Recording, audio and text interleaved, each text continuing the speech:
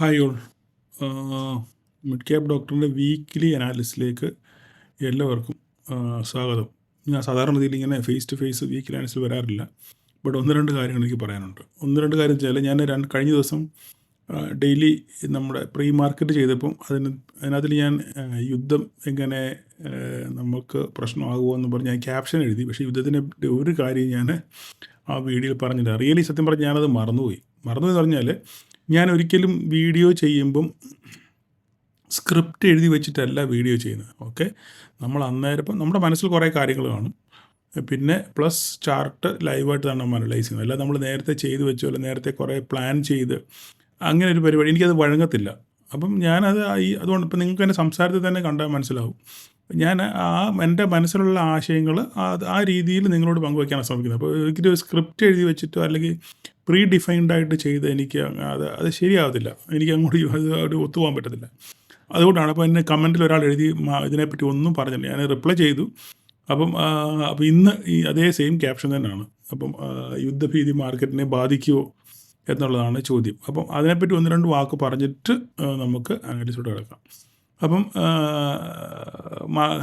ചാർട്ടിലോട്ട് വരുന്നതിന് മുന്നേ യുദ്ധത്തിനെപ്പറ്റി ഒന്ന് രണ്ട് വാക്ക് പറയാം. അപ്പോൾ നമ്മൾ ഈ യുദ്ധം ഇപ്പോൾ ഇങ്ങനൊരു സാഹചര്യം, യുദ്ധം എന്നല്ല, ഇങ്ങനൊരു അങ്ങോട്ടും ഇങ്ങോട്ടുള്ള ഒരു ചെറിയ ചെളിവാരി എറിയൽ അല്ലെങ്കിൽ ഈ നമ്മുടെ ടൂറിസ്റ്റുകളെ കൊന്നതിൻ്റെ പിന്നെ പേരിൽ നടക്കുന്ന അങ്ങോട്ടും ഇങ്ങോട്ടും നടക്കുന്ന ഈ വാഗ്വാദങ്ങൾക്കകത്ത് നമ്മളൊരു കാര്യം മനസ്സിലാക്കണം. ഒരിക്കലും ഇതൊരു യുദ്ധത്തിലേക്ക് പോകുമെന്ന് ഞാനിതിലും വിശ്വസിക്കുന്നില്ല.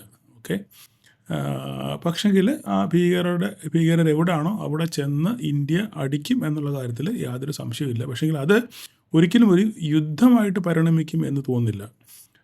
അത് മാത്രമല്ല, അടിക്കുന്ന കാര്യം നാട്ടുകാരോട് മുഴുവൻ പറഞ്ഞിട്ടല്ല ഇന്ത്യ അടിക്കുന്നത്. ഇപ്പോൾ നമുക്ക് തന്നെ അറിയാം, ലാസ്റ്റ് ടൈം ഉണ്ടായ സർജിക്കൽ സ്ട്രൈക്ക് അത് കഴിഞ്ഞ് 2 ദിവസം കഴിഞ്ഞാൽ നമ്മൾ അറിഞ്ഞത് ഇന്ത്യ സർജിക്കൽ സ്ട്രൈക്ക് നടത്തി എന്നുള്ള കാര്യം അല്ലേ. അപ്പം ഈ പറഞ്ഞ പോലെ തന്നെ നമ്മുടെ ഈ മീഡിയക്കാർ ആവശ്യമില്ലാതെ ചുമ്മാ ഒരു അമേരിക്കയിൽ നിന്ന് പുതിയ പ്ലെയിൻ വന്നു, അതിനകത്ത് നിറച്ച സാധനങ്ങളാണ്, പിന്നെ അതിർത്തിയിൽ ആൾക്കാരെ നിരത്തി കഴിഞ്ഞു, തോക്കെടുത്ത് വെച്ച് കഴിഞ്ഞു, ബോംബ് ഇറക്കി വെച്ച് കഴിഞ്ഞു എന്ന പോലെ ചുമ്മാ ഇതിങ്ങനെ തള്ളുമകൾ മാത്രമേ ഉള്ളൂ. ഇതൊക്കെ ഇതിൻ്റെ ഒരു ഭാഗമാണ്, ശരിയാണ്. പക്ഷേ ഇതെല്ലാം മീഡിയയോട് പറഞ്ഞിട്ട് നാട്ടുകാരോട് പറഞ്ഞിട്ടല്ല അടിക്കേണ്ട സമയമാകുമ്പോൾ അവരടിക്കും. അടിച്ചു കഴിഞ്ഞിട്ട് നമ്മൾ അറിയത്തുള്ളൂ അടിച്ചു എന്നുള്ള കാര്യം, അല്ലെ തീർത്ത് കഴിഞ്ഞതിന് ശേഷം മാത്രമേ അറിയത്തുള്ളൂ നമ്മൾ ആൾക്കാരെ തീർത്തെന്നുള്ള കാര്യം. അപ്പം ഇതിനകത്തിലൊന്നും നമ്മളത്ര ബോധറാകേണ്ട കാര്യമില്ല. ഓക്കെ, 2 രാജ്യങ്ങൾ തമ്മിൽ, എൻ്റെ ഒരു കൺസെപ്റ്റാണ് ഞാൻ പറയുന്നത്, ഇത് ശരിയാകാൻ തെറ്റായിരിക്കാം, ബട്ട് എൻ്റെ ഒരു വ്യൂ ആണ് ഞാൻ ഇതിനെപ്പറ്റി പറയുന്നത്.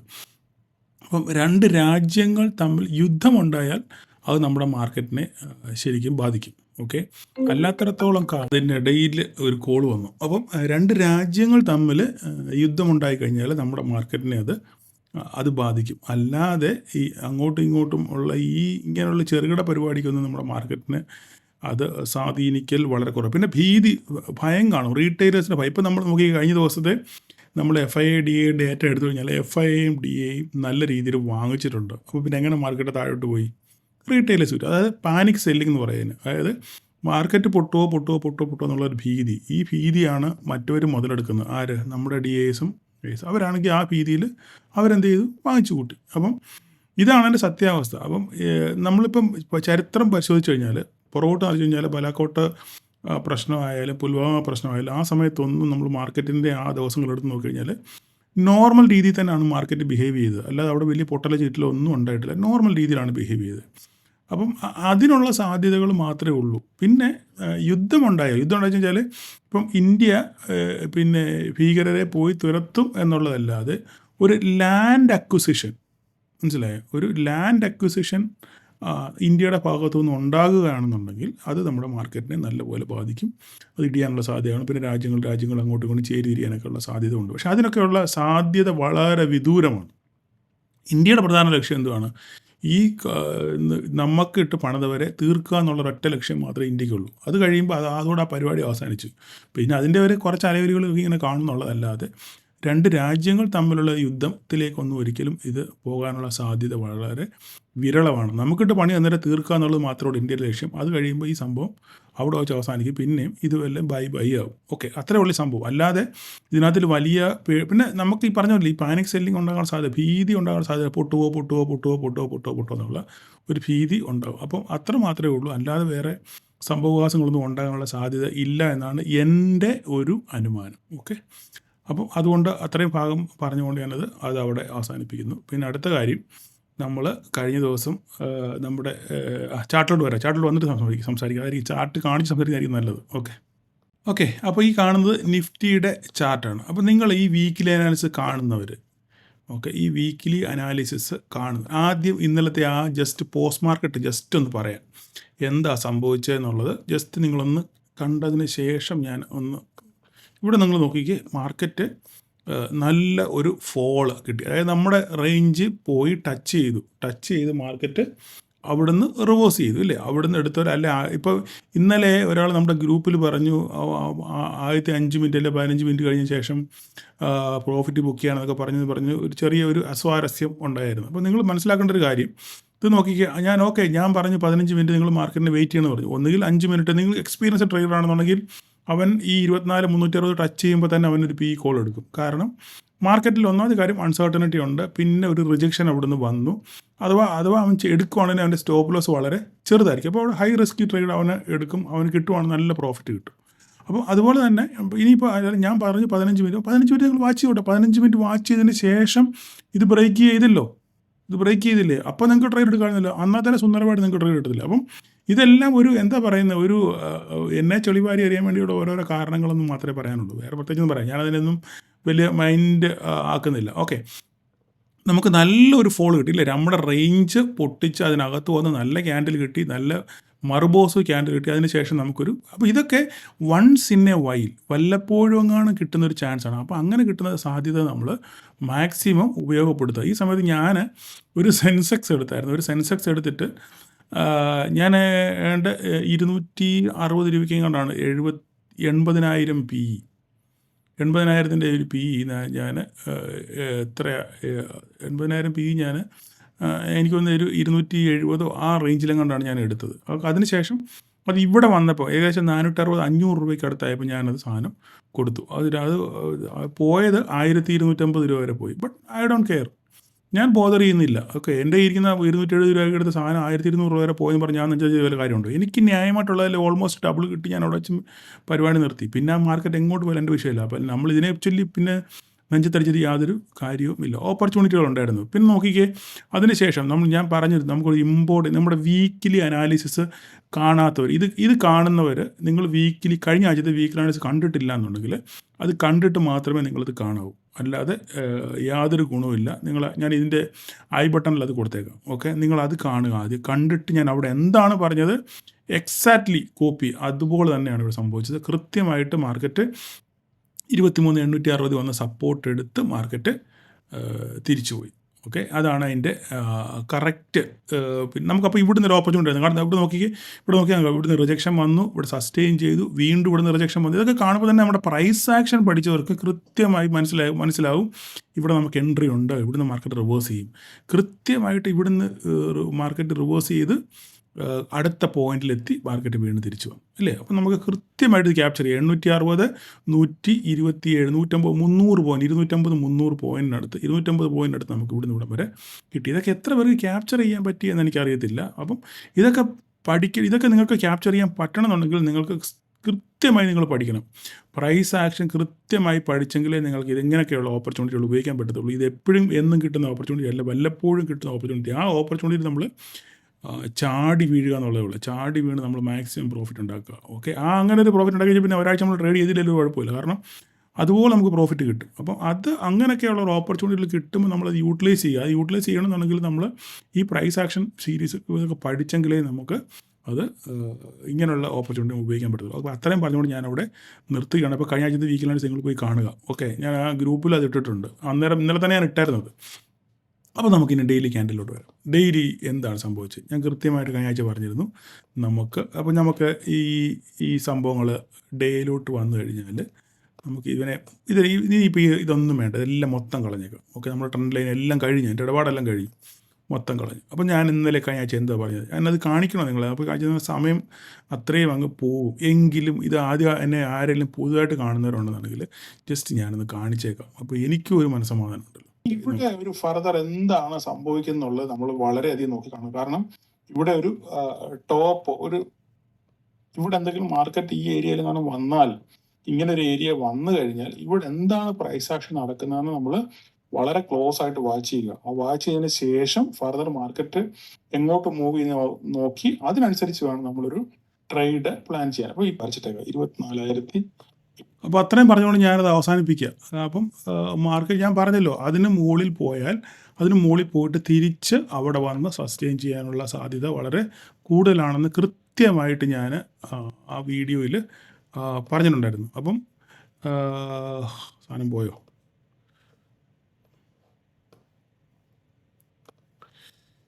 അപ്പോൾ നമുക്ക് മാർക്കറ്റ്, അപ്പോൾ നമുക്ക് ഒന്നുകൂടെ ഒന്ന് വരയ്ക്കാതെ. ഓക്കെ, ഇപ്പോൾ ഡെയിലി ഇതാണ് നമ്മൾ ഇന്നലെ പറഞ്ഞ ആ സംഭവം. ഓക്കെ, കൃത്യമായിട്ട് നമുക്ക് 873 ഇതിങ്ങനെ നിൽക്കട്ടെ. ഓക്കെ, അപ്പോൾ കൃത്യമായിട്ട് മാർക്കറ്റ് ഇവിടെ വന്നിട്ട് എന്ത് ചെയ്തു, ഇന്നലെ നമ്മൾ കണ്ടു, കൃത്യമായിട്ട് നമ്മുടെ ലെവലുകളൊക്കെ റെസ്പെക്റ്റ് ചെയ്ത് സാധനം ഇവിടെ വന്ന് റിവേഴ്സ് ചെയ്തു, അല്ലേ? റിവേഴ്സ് ചെയ്തു. ഇനിയിപ്പോൾ നമുക്ക് എന്താണ്, ഇനിയിപ്പോൾ നമ്മുടെ അടുത്ത ടാർഗറ്റ് എന്ന് പറഞ്ഞു കഴിഞ്ഞാൽ മാർക്കറ്റ് മുകളിലോട്ട് പോയാൽ 24,800 തന്നെ നമുക്ക് നോക്കാം.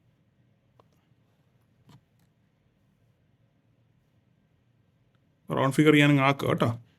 24,800 ആയിരിക്കും നമ്മുടെ അടുത്ത ടാർഗറ്റ്. ഇപ്പോൾ എത്ര നിലയിൽ നിൽക്കുന്നത്? 24,000 നമുക്ക് നിൽക്കുന്നത്.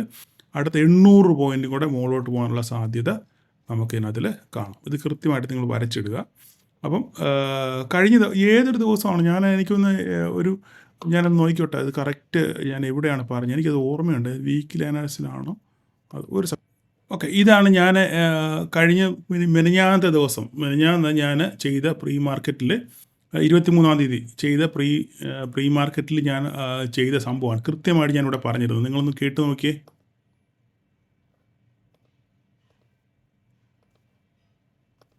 ഇങ്ങനെ സംഭവിക്കണം നിർബന്ധമൊന്നുമില്ല. ബട്ട് എൻ്റെ ഒരു കൺസെപ്റ്റ് അല്ലെങ്കിൽ എൻ്റെ ഒരു നിഗമനം പ്രകാരം മാർക്കറ്റ് ഇപ്പോൾ ഇതൊക്കെ അങ്ങ് ഡിലീറ്റ് ചെയ്ത് കളയാം. ഇനിയിപ്പോൾ ഇതിൻ്റെ ആവശ്യം ഇല്ല, കണ്ടു കഴിഞ്ഞാൽ നിങ്ങൾക്ക്. ഓക്കെ, ഇനിയിപ്പോൾ നമ്മൾ ഇവിടെ ചിന്തിക്കേണ്ട കാര്യം എന്ന് പറഞ്ഞു കഴിഞ്ഞാൽ, ഇത് ഒരു ഹെൽത്തി മാർക്കറ്റായിട്ട് മാർക്കറ്റിന് മുന്നോട്ട് പോകണമെന്നുണ്ടെങ്കിൽ മാർക്കറ്റ് ഇവിടെ ഒന്ന് റീടെസ്റ്റ് ചെയ്യുക. ഈ ഒരു പോയിന്റ് 23,818. ഈ ടോപ്പ് കണ്ടോ? ഈ ടോപ്പ് ഇപ്പോൾ ഇവിടെ ഒരു ട്രിപ്പിൾ ടോപ്പ് ക്രിയേറ്റ് ചെയ്ത് ഇത് ഓൾറെഡി എന്താ പറയുന്നത്, ബ്രേക്ക് ഔട്ട് ചെയ്ത് മേലോട്ട് കടന്നു പോയി. അപ്പോൾ ഇനിയിപ്പോൾ എന്ത് ചെയ്യാൻ പറ്റും? ഈ പോയിന്റ് റെസിസ്റ്റൻസ് സപ്പോർട്ടായിട്ട് ആക്ട് ചെയ്യാനുള്ള സാധ്യത വളരെ കൂടുതലാണ്. അപ്പോൾ അങ്ങനെയാണെന്നുണ്ടെങ്കിൽ ഈ പോയത് നേരെ ഇങ്ങോട്ട് തിരിച്ചു വരുന്ന സാധ്യത, അതായത് 24,127 ഒരു 300-350 പോയിന്റ് ഒരു ഡൗൺ. ഓക്കെ, ഈ റേഞ്ചിലോട്ട് വന്ന് റീടെസ്റ്റ് ചെയ്തിട്ട് തിരിച്ചു പോകുന്നതായിരിക്കും അഭികാമ്യം. മാർക്കറ്റിന്റെ സ്ട്രക്ചറിനും മാർക്കറ്റിലെ ഇപ്പോഴത്തെ കണ്ടീഷൻ അനുസരിച്ചും ഒരു ഹെൽത്തി മാർക്കറ്റായിട്ട് ഒരു നല്ല ബുള്ളിഷ് മൊമെന്റ് കിട്ടണമെന്നുണ്ടെങ്കിൽ ഒന്നുകിൽ ഇവിടെ വന്ന് റീടെസ്റ്റ് ചെയ്ത് പോകണം. കണ്ടല്ലോ, ഞാൻ പറഞ്ഞ മനസ്സിലായല്ലോ. അപ്പോൾ ഇതാണ് ഞാൻ അന്ന് പറഞ്ഞ കൃത്യമായിട്ട് ഞാൻ അതിൽ പറഞ്ഞിരുന്നു. നിങ്ങൾക്ക് ഇവിടെ ഒരു റീടെസ്റ്റ് മാർക്കറ്റ് ഹെൽത്തി മാർക്കറ്റിനാണെന്നുണ്ടെങ്കിൽ മാർക്കറ്റ് തിരിച്ച് ഇവിടെ വന്നിട്ട് തിരിച്ചു പോകാനുള്ള സാധ്യത വളരെ കൂടുതലാണെന്ന് ഞാൻ കൃത്യമായിട്ട് പറഞ്ഞു. അതുപോലെ തന്നെ സംഭവിച്ചു. ഇനി ഫർദർ എന്താണ് ഇവിടെ സംഭവിക്കുന്നത് നമുക്ക് നോക്കണം. ഇനിയും ഇപ്പം നിലവിൽ നമ്മൾ ഗിഫ്റ്റ് നിഫ്റ്റി നോക്കുകയാണെന്നുണ്ടെങ്കിൽ ഏകദേശം ഗിഫ്റ്റ് നിഫ്റ്റി നോക്കുവാൻ പേന എടുത്തില്ല, പെൻസിൽ.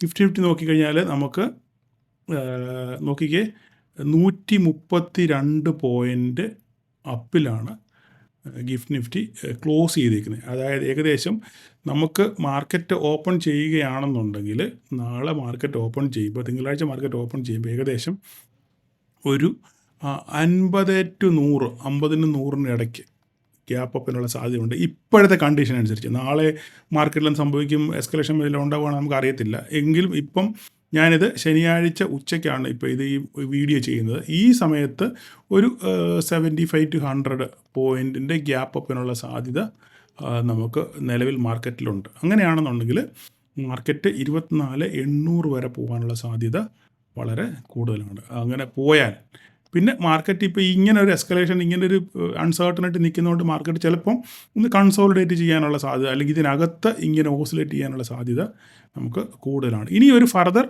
ഒരു അപ് ട്രെൻഡ് കൂടെ കിട്ടണമെന്നുണ്ടെങ്കിൽ 24,800 ക്ലോസ് ചെയ്ത് ഡേ ക്യാൻഡിലൂടെ ക്ലോസ് ചെയ്യണം. 24,800 ഡേ ക്യാൻഡിൽ ക്ലോസ് ചെയ്തെങ്കിൽ മാത്രമേ നമുക്ക് പിന്നൊരു റാലി നമുക്ക് കാണാൻ പറ്റത്തുള്ളൂ. അങ്ങനെയാണെന്നുണ്ടെങ്കിൽ ആ റാലി എവിടം വരെ പോകും അതുകൂടെ നമുക്ക് നോക്കിയേക്കാം.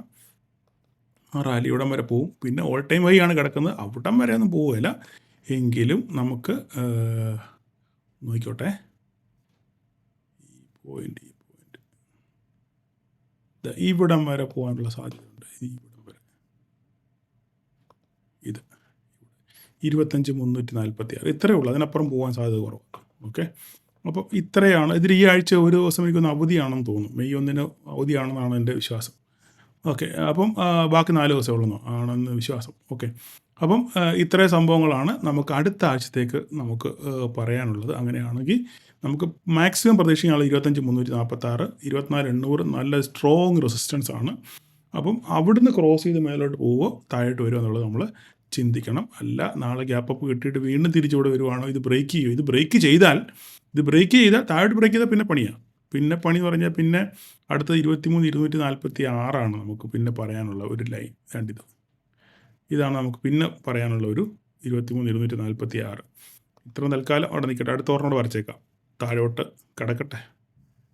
അടുത്തത് ഇത്, ഈ രണ്ടെണ്ണം. അപ്പോൾ ഇത്രയും കാര്യങ്ങളാണ് നിങ്ങൾ നോക്കി വെക്കേണ്ടത്. അപ്പം മാർക്കറ്റ് തിങ്കളാഴ്ച എങ്ങനെ ഓപ്പൺ ചെയ്ത് നോക്കിയിട്ട് വേണം നമുക്ക് ഇൻട്രാഡേ പറയുന്നതിന് അതിൽ അർത്ഥം ഉണ്ടെന്ന് എനിക്ക് തോന്നുന്നില്ല. ഞാൻ ജസ്റ്റ് ഒന്ന് നോക്കിക്കോട്ടെ കേട്ടോ, ഒരു മിനിറ്റ്. ഇൻട്രാഡേ നമുക്ക് നോക്കുകയാണെന്നുണ്ടെങ്കിൽ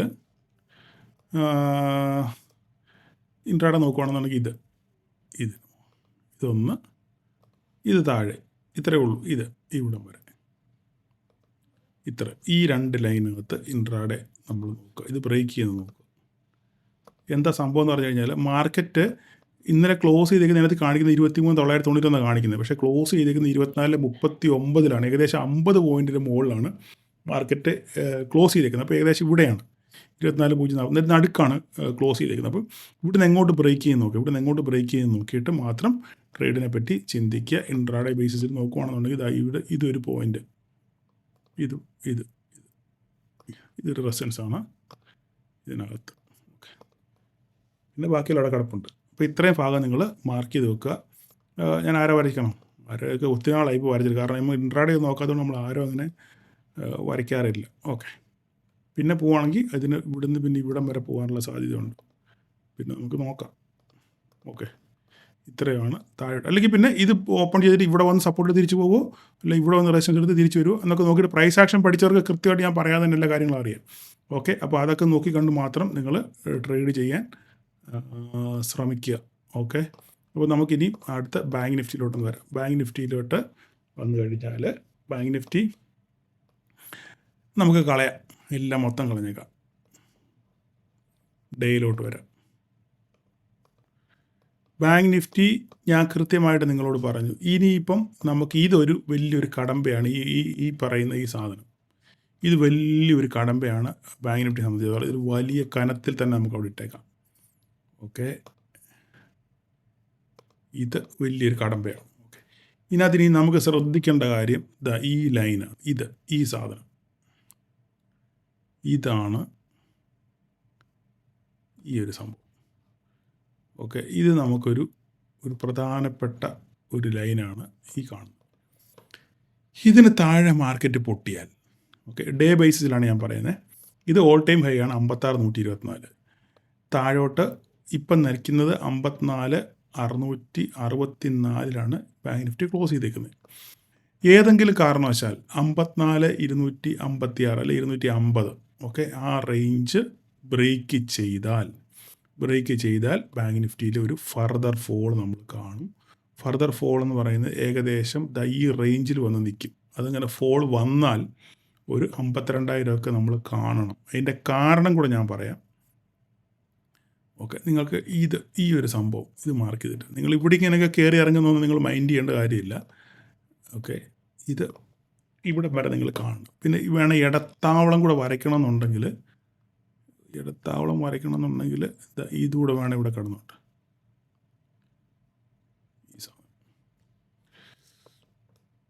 ഓക്കെ, ഈ 2 ഇടത്താവളമുണ്ട്. മുകളോട്ടത്തെ കാര്യം പ്രതീക്ഷിക്കേണ്ട. ഓക്കെ, താഴോട്ട് മാത്രം നമ്മൾ പ്രതീക്ഷിച്ചാൽ മതി. ഇങ്ങനെ പൊട്ടിയാൽ 54 256. ഓക്കെ, അത് പൊട്ടിയ അടുത്തത് 53 367. അതും പൊട്ടിയാൽ 51 974. എന്തുകൊണ്ടാണ് ഇത് ഇൻട്രാഡേ ഒന്നും പറയാൻ പറ്റത്തില്ല. ഇത് ഇത്ര നിങ്ങൾ ഡെയിലി ഇതിൽ നിങ്ങൾ മാർക്ക് ചെയ്തിടുക ബാങ്ക് നിഫ്റ്റിക്കാരെ. ഇതിൻ്റെ കാരണം എന്ന് പറഞ്ഞു കഴിഞ്ഞാൽ ഞാൻ നിങ്ങളോട് ഓൾറെഡി പറഞ്ഞു, നിങ്ങൾ ട്രേഡ് ചെയ്യുന്നവർ HDFCയെയും ICICI കോട്ടക്കിനെയും നോക്കണമെന്ന് നല്ല രീതിയിൽ ഞാൻ പറഞ്ഞു. ഓക്കെ, ഇനിയിപ്പോൾ നിങ്ങൾ നോക്കിക്കേ, ആക്സിസ് ബാങ്ക് ഞാൻ ഇന്നലെ പറഞ്ഞിരുന്നു. ഞാൻ പറഞ്ഞത് ആക്സിസ് ബാങ്കിൻ്റെ റിസൾട്ട് വളരെ മോശമാണ്, അതുകൊണ്ട് അത് പൊട്ടാനുള്ള സാധ്യത കൂടുതലാണ് എന്ന് ഞാൻ പറഞ്ഞത്. ആക്സിസ് ബാങ്ക് പൊട്ടിയോണ്ടാണ് ഇത്രയും ബാങ്ക് നിഫ്റ്റി 1000 പോയിൻ്റ് വരെ പൊട്ടാനുള്ള സാധ്യത. 1000 പോയിൻ്റ് ബാങ്ക് നിഫ്റ്റി പൊട്ടി, 1000 പൊട്ടാൻ സാധ്യത. പിന്നെ അതിൻ്റെ കൂടെ തന്നെ HDFC 52 വീക്ക് ഹൈക്ക് മേളിൽ പോയി, ICICI ഓൾ ടൈം ഹൈക്ക് മേളിൽ പോയി. ഇവിടെ എല്ലാം പ്രോഫിറ്റ് ബുക്ക്. ഇതൊക്കെ കൃത്യമായിട്ട് നിങ്ങൾ എന്നെ പിന്തുടരുവാണെന്നുണ്ടെങ്കിൽ, എൻ്റെ ഡെയിലി വീഡിയോ കാണുന്നവർക്കാണെങ്കിൽ ഇതെല്ലാം കൃത്യമായിട്ട് ഞാനത് പറയുന്നുണ്ട്. ഓക്കെ, അപ്പോൾ ഇവിടെ ഒക്കെ ഒരു പ്രോഫിറ്റ് ബുക്കിങ്ങിനുള്ള സാധ്യതയുണ്ട്. വേണം നമുക്കൊന്ന് അനലൈസ് ചെയ്ത് നോക്കാം. നമ്മൾ നോക്കിക്കേ, HDFC നമുക്ക് ഞാനൊന്ന് ഓപ്പൺ ചെയ്ത് നോക്കാം. പോയോ ഇല്ല. ഓക്കെ, HDFC നോക്കിക്കേ. HDFC ഇവിടെ നിങ്ങൾ നോക്കിക്കേ. ഞാനിതൊക്കെ നേരത്തെ കാണിച്ചു തന്നിട്ടുള്ളത്. നമുക്കൊരു ട്രെൻഡ് ലൈൻ അവിടെ പോകുന്നത്. ആ ട്രെൻഡ് ലൈന് കൃത്യമായിട്ട് റെസ്പെക്റ്റ് ചെയ്ത് ഇതുകൊണ്ട് ഇതൊക്കെ കണ്ടുവച്ചാണ് ഞാൻ ഈ പറയുന്നത്. പ്രോഫിറ്റ് ബുക്കിംഗ് ഉണ്ടാകും പറയുന്നതിൻ്റെ പ്രധാനപ്പെട്ട കാരണം ഇതൊക്കെയാണ്. മനസ്സിലായി? ഈ ചാർട്ട് കണ്ടിട്ടാണ് ഈ പറയുന്നത്. അപ്പം ഇനിയും അങ്ങനെയാണെന്നുണ്ടെങ്കിൽ HDFC 1880 പൊട്ടിക്കാനുള്ള സാധ്യതയുണ്ട്. അങ്ങനെ 1880 പൊട്ടിച്ചാൽ ബാങ്ക് നിഫ്റ്റിയിൽ നല്ല സിവിയർ ഫോള് നമുക്ക് കാണാൻ പറ്റും. 1880 നിലനിർത്തിയില്ലെങ്കിൽ അപ്പം HDFCക്ക് 1880 എന്ന് പറയുന്നത് ഇമ്പോർട്ടൻ്റ് ആണ്. അത് നിലനിർത്തേണ്ടത് അത്യാവശ്യമാണ്. ഇല്ലെങ്കിൽ ബാങ്ക് നിഫ്റ്റി പൊട്ടും. ഓക്കെ, അതിൻ്റെ കൂടെ തന്നെ ICICI നോക്കിക്കഴിഞ്ഞാൽ ഓൾ ടൈം ഹൈ ആണ്. അവനും ഈ പറയുന്ന പോലെ 1372. ഈ 1372 പൊട്ടിച്ചാൽ പിന്നെ കൂനിന്മേൽ കുരുവ എന്ന് പറഞ്ഞ കണക്ക് സാധനം നേരെ താഴോട്ട് വരാനുള്ള സാധ്യത ഉണ്ട്. ഇതൊക്കെ ഞാൻ അനലൈസ് ചെയ്തിട്ട് ചുമ്മാതെ വായി തോന്നുന്നവർ പറയുന്നതല്ല. ഇതൊക്കെ കൃത്യമായി ഇതിൻ്റെ ചാർട്ടുകളൊക്കെ നോക്കിയിട്ടാണ് ഞാൻ എന്തെങ്കിലും ഒരു ലെവലുകൾ പറയാറുള്ളത്. അപ്പോൾ നിങ്ങൾക്ക് ഇത് കണ്ടപ്പോൾ കൃത്യമായിട്ട് മനസ്സിലായല്ലോ. ഓക്കെ, അപ്പം 1372 ICICI നിങ്ങൾ ശ്രദ്ധിക്കുക. അവിടെ നിന്ന് പൊട്ടിയാൽ പിന്നെ ഒരു ഫർദർ ഫോൾ നമ്മൾ കാണും. അങ്ങനെയാണ് ബാങ്ക് നിഫ്റ്റിയിലെ ഫോള് വളരെ സിവിയർ ആയിരിക്കും. അടുത്തത് Kotak bank all time high ആണ്. ഈ പറയുന്ന പോലെ തന്നെ നമ്മൾ ഞാൻ വരച്ചിട്ടേക്കുന്ന സപ്പോർട്ടിൽ കറക്റ്റായിട്ട് വന്ന് ക്ലോസ് ചെയ്തിട്ട് 2204. ഈ 2204 പൊട്ടിയാൽ അടുത്തത് 2011 മാറ്റാൻ പറ്റത്തില്ല. ഈ വരകളൊക്കെ കറക്റ്റ് വരകളാണ്. 2111 വരെ. കാരണം ഇത് ഒരു പ്രോഫിറ്റ് ബുക്കിംഗ് ഉണ്ടാകാനുള്ള സാധ്യത വളരെ കൂടുതലാണ്. ഇവിടെ 3 ഇടത്തും HDFCയിൽ ICICIയിൽ കോട്ടക്കിലും. അപ്പോൾ നമ്മൾ കൃത്യമായിട്ട് അതിനെ നിരീക്ഷിച്ചതിന് മാത്രമേ അതിൻ്റെ ട്രെൻഡിനനുസരിച്ച് മാത്രമേ നിങ്ങൾ ബാങ്ക് നിഫ്റ്റിയിൽ നിങ്ങൾ ട്രേഡ് എടുക്കാവൂ. ഇതൊക്കെ നിങ്ങൾ പോസ് ചെയ്തിട്ട് നിങ്ങളുടെ ചാർട്ടിൽ വരച്ചിടാൻ നോക്കുക. നിങ്ങൾക്ക് ഭാവിയിൽ അതുകൊണ്ട് ഉപകാരപ്പെടും. ഓക്കെ, ആക്സിസ് ബാങ്ക് ഓൾറെഡി പൊട്ടി. ഓക്കെ, ഇനിയും പറയാനൊന്നും കാര്യമില്ല. ആക്സിസ് ബാങ്ക് ഇനിയും പ്രോഫിറ്റ് ബുക്കിംഗ് ഉണ്ടായാൽ 1120. ഈ 1120 പൊട്ടിക്കഴിഞ്ഞാൽ, അല്ലെങ്കിൽ ഇവിടെ സപ്പോർട്ട് എടുത്ത് തിരിച്ചു പോകണം. അല്ലെങ്കിൽ 1120 പൊട്ടി താഴെ പോയി കഴിഞ്ഞാൽ അതിൻ്റെ കാര്യം സ്വാഹയാണ്. അപ്പം ഇതെല്ലാം കൊണ്ട് ബാങ്ക് നിഫ്റ്റിയിൽ എന്താണ് തട്ടുകേടാണ്. അപ്പോൾ അതുകൊണ്ട് നിങ്ങൾ സൂക്ഷിച്ച് കണ്ട് മാത്രം നിങ്ങൾ ട്രേഡ് ചെയ്യാൻ ശ്രദ്ധിക്കുക. പിന്നെ ഞാൻ നിഫ്റ്റിയിൽ ഒരു കാര്യം ഞാൻ പറയാൻ മറന്നുപോയി. ഓക്കെ, പ്രധാനപ്പെട്ടൊരു കാര്യമാണ്. സോറി കേട്ടോ, അത് നിങ്ങൾ മൊത്തം കാണുന്നവരാണെന്നുണ്ടെങ്കിൽ രക്ഷപ്പെടും. നമുക്ക് റിലയൻസിൻ്റെ റിസൾട്ട് വന്നിട്ടുണ്ട് നിഫ്റ്റിയിൽ. അപ്പം ബാങ്ക് നിഫ്റ്റി പെർഫോം ചെയ്തില്ലെങ്കിലും നിഫ്റ്റി പെർഫോം ചെയ്യാനുള്ള സാധ്യത കൂടുതലാണ്. കാരണം റിലയൻസിന് ബാങ്ക് നിഫ്റ്റിയിൽ യാതൊരു പങ്കും ഇല്ലല്ലോ. അങ്ങനെയാണെന്നുണ്ടെങ്കിൽ റിലയൻസിൻ്റെ റിസൾട്ട് നല്ല കിടിലൻ റിസൾട്ടാണ് വന്നിരിക്കുന്നത്. അങ്ങനെയാണെങ്കിൽ 1323 ഒരു ശക്തമായ റെസിസ്റ്റൻസ് ആണ് നമ്മളുടെ റിലയൻസിന്. അങ്ങനെയാണെന്നുണ്ടെങ്കിൽ 1323 പൊട്ടിച്ചാൽ, ഓക്കെ, പൊട്ടിച്ച് മുകളോട്ട് പോയാൽ നമുക്ക് നിഫ്റ്റിയിൽ നല്ലൊരു അപ്സൈഡ് നമുക്ക് കിട്ടാനുള്ള സാധ്യതയുണ്ട്. പക്ഷേങ്കിൽ ഈ റിലയൻസ് മേലോട്ട് പോകുമ്പോൾ ഈ പറയുന്ന പോലെ HDFC ICICI ഒക്കെ നേരെ കീഴോട്ട് പോകുകയാണെന്നുണ്ടെങ്കിൽ തമ്മിൽ കോമ്പൻസേറ്റ് ചെയ്ത് പോകത്തേ ഉള്ളൂ. അങ്ങനെ ആകുമ്പോൾ IT-കാർ എങ്ങനെ നിൽക്കും എന്നുള്ളത് നമ്മൾ ശ്രദ്ധിക്കണം. അപ്പം നമ്മൾ ഒരു മാർക്കറ്റിൽ ഒരു ഇൻഡെക്സിൽ നമ്മൾ ട്രേഡ് ചെയ്യുമ്പം പല കാര്യങ്ങളും നമ്മൾ ശ്രദ്ധിക്കണം. ചുമ്മാ രാവിലെ 50 പോയിൻ്റ് ഗ്യാപ്പ് അപ്പ് ആണെന്ന പച്ച അല്ല ചുവപ്പ് എന്ന് പറഞ്ഞ രീതിയിലല്ല നമ്മൾ ട്രേഡ് എടുക്കേണ്ടത്. നമ്മളൊരു ട്രേഡ് എടുക്കുമ്പോൾ, ഒരു ഇൻഡെക്സിനകത്ത് ട്രേഡ് എടുക്കുമ്പോൾ ആ ഇൻഡെക്സിലുള്ള ഹെവി വെയിറ്റേജ് സ്റ്റോക്കുകൾ എങ്ങനെ പ്രതികരിക്കുന്നു, അവരുടെ സിറ്റുവേഷൻ എങ്ങനെയാണ്, ന്യൂസ് ബേസ്ഡ് ആണോ എന്നൊക്കെയുള്ള കാര്യങ്ങൾ നമ്മൾ ചിന്തിച്ചിട്ട് മാത്രമേ നമ്മൾ ഒരു ട്രേഡ് ഇങ്ങനെയൊക്കെ നമ്മൾ ചിന്തിക്കുമ്പോഴാണ്, ഇങ്ങനെയൊക്കെ നമ്മൾ ആലോചിച്ച് ട്രേഡ് എടുക്കുമ്പോൾ നമ്മൾ ട്രേഡിൻ്റെ ആ വിജയ സാധ്യത കൂടുന്നത്. അല്ലാതെ നിങ്ങൾക്ക് എന്തുകൊണ്ടാണ് പരാജയം വരുന്നുള്ള കാര്യം ഇപ്പോൾ മനസ്സിലായോ? നിങ്ങൾക്ക് പരാജയം വരുന്നതിൻ്റെ പ്രധാനപ്പെട്ട കാര്യം നിങ്ങളിതൊന്നും ശ്രദ്ധിക്കാതെ ഇൻഡെക്സിനെ മാത്രം ശ്രദ്ധിച്ച് നിങ്ങൾ ട്രേഡ് ചെയ്യുന്നതുകൊണ്ടാണ് നിങ്ങൾക്ക് നഷ്ടസാധ്യത കൂടുതൽ. പക്ഷെങ്കിൽ ഇതിൻ്റെ കൂടെ തന്നെ അതിൻ്റെ വെയിറ്റേജുകളുള്ള സ്റ്റോക്കുകളൂടെ നിങ്ങൾ അനലൈസ് ചെയ്ത് നിങ്ങൾ അതിനെ കൂടെ മനസ്സിലാക്കി നിങ്ങൾ ട്രേഡ് ചെയ്യുകയാണെന്നുണ്ടെങ്കിൽ കുറച്ചുകൂടെ നിങ്ങൾക്ക് അവയർനെസ് കിട്ടും. മാർക്കറ്റ് എങ്ങോട്ട് പോകും, എന്ത് സംഭവിക്കും എന്നുള്ളതിനെ പറ്റിയൊക്കെയുള്ള ഒരു ഐഡിയ നിങ്ങൾക്ക് കിട്ടും. അപ്പം അത് നിങ്ങളുടെ ട്രേഡിംഗ് ലൈഫിനെ ഒത്തിരി സഹായിക്കും. അപ്പോൾ പറഞ്ഞ് വീഡിയോയുടെ നീളം കൂടി പോകുന്നു. അപ്പം റിലയൻസിനെ നിങ്ങൾ ശ്രദ്ധിക്കുക. അപ്പോൾ റിലയൻസ് എങ്ങോട്ട് പോകുന്നു ആ രീതിക്കായിരിക്കും നമ്മുടെ നിഫ്റ്റി പോകുന്നത്. അപ്പോൾ തന്നെ ഇനി നമ്മുടെ പിന്നെ അതായത് IT സ്റ്റോക്കുകൾ, അതായത് ഇൻഫിയും പിന്നെ TCS, ഇത് രണ്ടും നല്ലപോലെ പെർഫോം ചെയ്യാനുള്ള സാധ്യതയുണ്ട്. കാരണം നാസ്ഡാക്ക് നല്ല 200 പോയിൻറ്റിന് മുകളിൽ പോസിറ്റീവ് ആയിരുന്നു. അപ്പോൾ അങ്ങനെയാണെന്നുണ്ടെങ്കിൽ IT സ്റ്റോക്ക് പെർഫോം ചെയ്യാനുള്ള സാധ്യതയുണ്ട്. അപ്പോൾ IT സ്റ്റോക്കും ഇൻഫിയും കൂടെ IT സ്റ്റോക്കും റിലയൻസും കൂടെ സപ്പോർട്ട് ചെയ്യുകയാണെന്നുണ്ടെങ്കിൽ നമ്മുടെ നിഫ്റ്റി നേരെ മേലോട്ട് പോകും. ബാങ്ക് നിഫ്റ്റി മറ്റവന്മാർ സഹകരിച്ചില്ലെങ്കിൽ നേരെ താഴോട്ടും വരും. അപ്പം ഇതൊക്കെ നിങ്ങളുടെ മനസ്സിലിരിക്കുക. അതായത് നോക്കിയ TCS ഒരു റെസൻസിൽ നിൽക്കുകയാണ്. ഇൻഫിയും ഈ പറഞ്ഞ പോലെ തന്നെ റെസൻസ് ഒരു ട്രെൻഡ് ലൈൻ ബ്രേക്ക് ചെയ്ത് മുകളിലോട്ട് നിൽക്കുക. ഇതൊക്കെ ഞാൻ ശരിക്കും അനലൈസ് ചെയ്തിട്ടാണ് നിങ്ങളോട് ഈ കാര്യങ്ങളൊക്കെ പറയുന്നത്. അപ്പം ഇതൊക്കെ നിങ്ങൾ നോക്കി കണ്ട്, ഈ വീക്കെൻഡാണ് നിങ്ങളിതൊക്കെ നോക്കി കണ്ട് പഠിച്ച് ട്രേഡ് ചെയ്യാൻ ശ്രമിക്കുക. അപ്പോൾ മിഡ് ക്യാപ്പോട് ജസ്റ്റ് ഒന്ന് പറഞ്ഞേക്കാം. മിഡ് ക്യാപ്പിൽ ഇനി നമുക്ക് ട്രേഡ് ചെയ്യാൻ ഭയങ്കര പാടായിരിക്കും, പ്രീമിയം ഭയങ്കര കൂടുതലായിരിക്കും. ഓക്കെ, അപ്പോൾ ഇവിടെ ഒരു സിവിയർ ഫോളാണ് വന്നിരിക്കുന്നത്.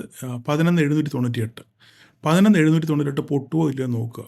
ഓക്കെ, 11,798 സസ്റ്റെയിൻ ചെയ്യുകയാണെന്നുണ്ടെങ്കിൽ ഇവിടുന്ന് റീടെസ്റ്റ് ചെയ്ത് നേരെ തിരിച്ചു പോകാനുള്ള സാധ്യത വളരെ കൂടുതലാണ്. പ്രത്യേകിച്ച് കൂടുതലൊന്നും അവിടെ പറയാനില്ല, കാരണം പ്രീമിയം വളരെ കൂടുതലാണ്, ട്രേഡ് ചെയ്യാൻ ഭയങ്കര പാടുമാണ്. എങ്കിലും ആരെങ്കിലും ലോങ് ടേമിലേക്കൊക്കെ നോക്കുകയാണെന്നുണ്ടെങ്കിൽ നിങ്ങൾ ഇവിടെ നോക്കിയിട്ട് മാത്രം ട്രേഡിനെ പറ്റി ചിന്തിക്കുക. അപ്പം ഇന്ന് വീഡിയോ കുറച്ച് നീണ്ടു പോയെന്ന് തോന്നുന്നു, അറിയത്തില്ല. ഇനി എന്തായാലും ഞാൻ പറഞ്ഞല്ലോ, പഠിക്കാത്തവർ പഠിക്കുക, പ്രൈസ് ആക്ഷൻ സീരീസ് കാണുക. അതിൻ്റെ അവസാനം ഞാനത് പിൻ ചെയ്തിട്ടുണ്ട്. നിങ്ങളതൊക്കെ കാണാൻ നിങ്ങൾ ശ്രമിക്കുക. എല്ലാവരും വിജയിക്കണമെന്നാണ് എൻ്റെ ആഗ്രഹം. അങ്ങനെ തന്നെ സംഭവിക്കട്ടെ. വീക്കെൻഡുകൾ പഠിക്കാൻ വേണ്ടി ഉപയോഗിക്കുക. അപ്പം എല്ലാവർക്കും ഒരു പ്രോഫിറ്റബിൾ മൺഡേ ആശംസിക്കുന്നു. Thank you all.